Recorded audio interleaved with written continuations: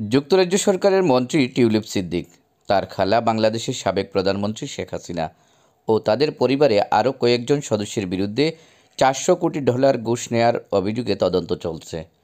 ব্রিটেনের লেবার সরকারের মন্ত্রী টিউলিপ এ নিয়ে চাপের মুখে আছেন।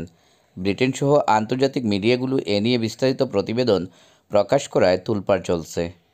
প্রতিবেদনে বলা হয়, রাশিয়ার প্রেসিডেন্ট ভ্লাদিমির পুতিনের সঙ্গে কয়েক বিলিয়ন ডলারের অস্ত্র চুক্তি ও রূপপুর পারমাণবিক বিদ্যুৎ প্রকল্পের চুক্তি সইয়ের সময় তিনি সরকারি প্রতিনিধি দলের অংশ হিসেবে শেখ হাসিনার সঙ্গে ক্রেমলিনে যান।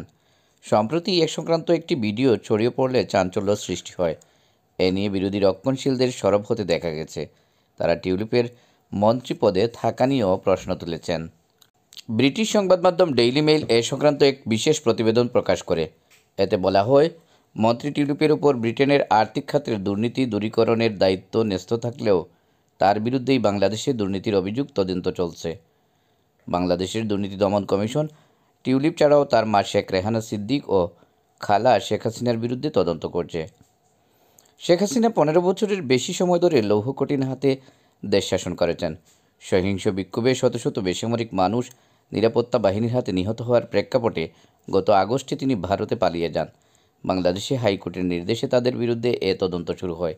হাইকোর্টের কাছে অভিযোগ পৌঁছেছে যে টিউলিপ সিদ্দিক সম্ভবত রাশিয়ার সঙ্গে পারমাণবিক চুক্তির মধ্যস্থতায় ছিলেন।